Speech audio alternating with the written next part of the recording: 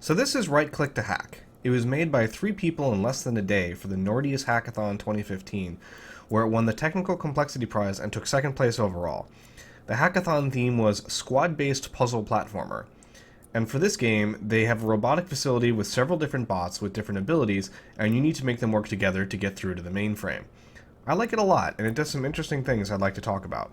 So first, the game has to teach you its mechanics. You can't get past the opening screen unless you hold the right mouse button to hack, and it turns out you've hacked a security camera. You can look around, but you can't move. But you can see a robot here, and if you mouse over it, a reticle pops up indicating that it's a valid target, and a progress bar appears just like on the opening screen, so you can hack this robot. And if you do, a couple of things happen. First, your perspective changes to the robot, and you can see its leads in your field of vision. Also, some music starts playing. It's an optimistic tune, conveying a mood that this is the little robot that could. And this robot can move around.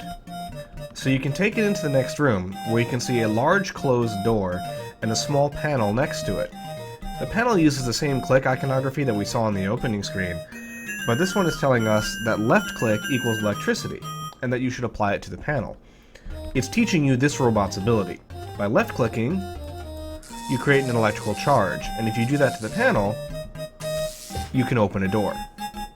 In the next room, we can see another robot. You can tell it's a robot because it has a face, and when you mouse over it, you get another hacking reticle. You can also see that this robot can block lasers, which is useful since our progress forward is blocked by laser walls. So let's hack this robot. Now you'll notice that the music changed. This robot has a different theme song. It's much heavier and slower, which befits this robot's abilities.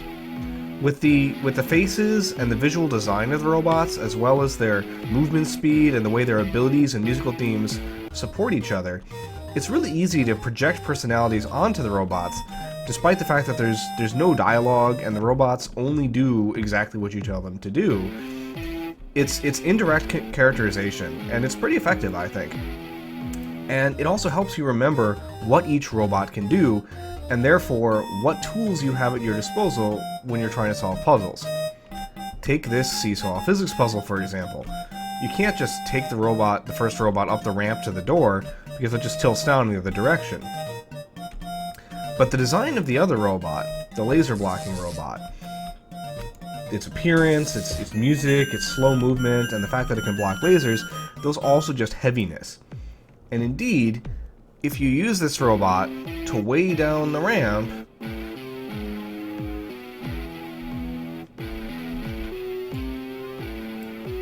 the first robot can now walk up it to the door.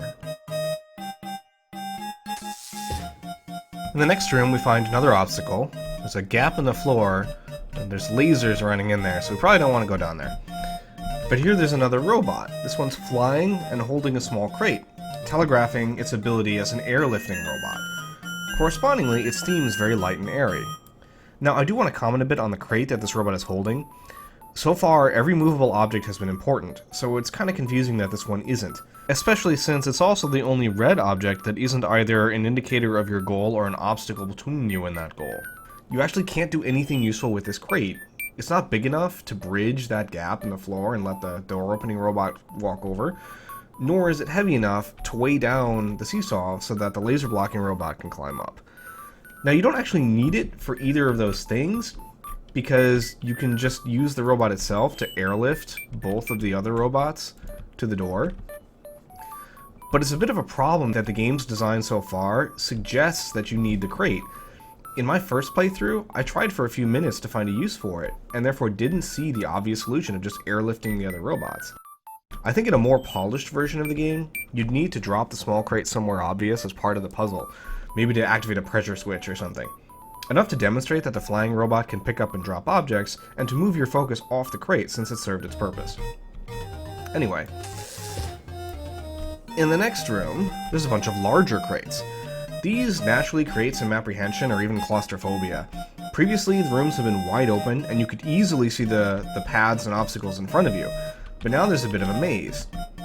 But in this maze, you find another robot. So what does this one do? Well, this robot has saw blades and an energetic, rocking musical theme. That's all it takes to telegraph that this robot can clear the room of the crates. It's not a very complex or difficult puzzle, but it's cathartic to exert some power over the environment and destroy all of the anxiety-causing obstacles.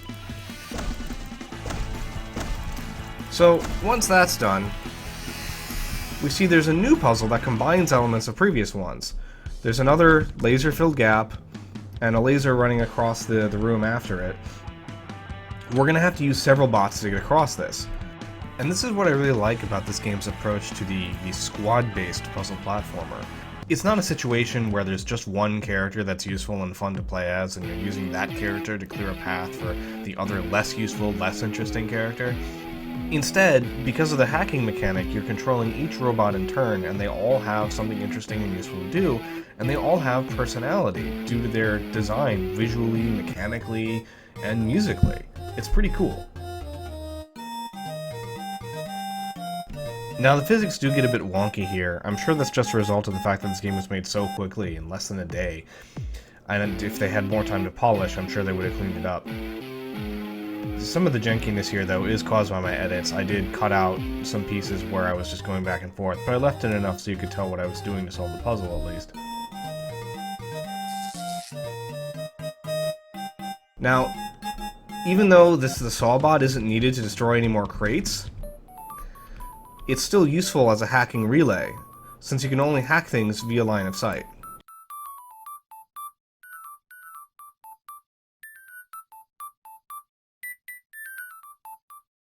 Once we use all 4 bots to clear this puzzle, we open the final door and access the mainframe. But we're not done quite yet. We need to use the game's signature mechanic one more time and hack the mainframe. We won! So yeah, that's right-click to hack. The puzzles are decent, if a bit standard, but what I find most interesting is the way the robots themselves are handled. They're all useful and fun to play, they all have a specific ability that's telegraphed to you ahead of time, and they all have personalities expressed through their design. It's a fun little game, and I'd love to see it expanded and polished. Thanks for watching!